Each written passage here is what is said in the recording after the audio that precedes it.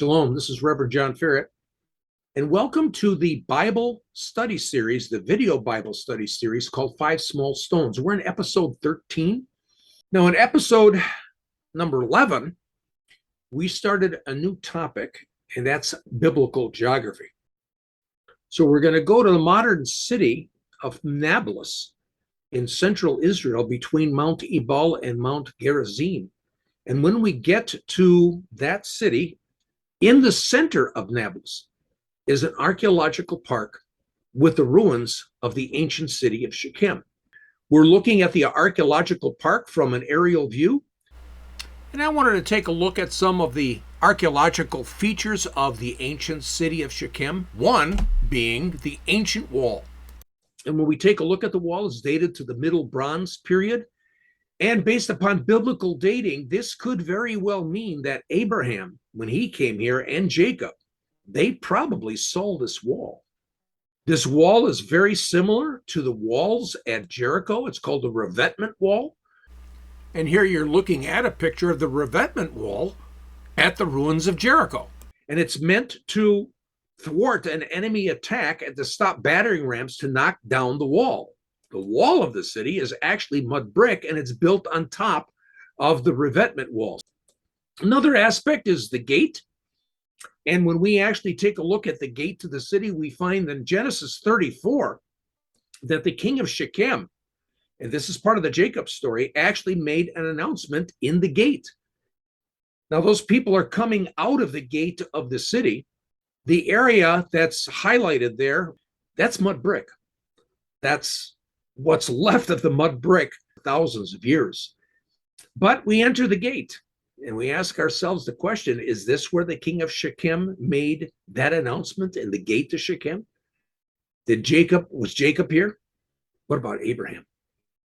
Now, there were 4 promises that God made to Abraham in Genesis chapter 12. You can take a look at that in verses 1, 2, and 3. But basically, God promised him a place, a people, a position, and a purpose, because through his descendants, all of the families of the earth are going to be blessed. So, one couple, Abraham and Sarah, at Shechem, and God promises Abraham and his descendants the land. He promises them at Shechem, and there Abraham builds an altar. And we have seen also that it keeps going on. The next one that shows up is Jacob. It's one family. This is the foundation of the nation of Israel. He's got the same promises as his grandfather Abraham in Genesis 28. And God said, this land is going to be yours, and Jacob is able to buy land there and perhaps dig a well on that land. If we actually take a look at an aerial view again from Shechem, there is a Greek Orthodox church in the city of Nablus that commemorates Jacob's well. It's Saint Fotini. And you can actually visit that church today in the ancient city of Nablus and actually see what people are saying is Jacob's well. So we see that one couple shows up here with the promises of God, Abraham and Sarah. And then one family shows up, Jacob. One family now. The foundation of Israel. Is God going to continue using Shechem? Let's take a look. Who shows up next?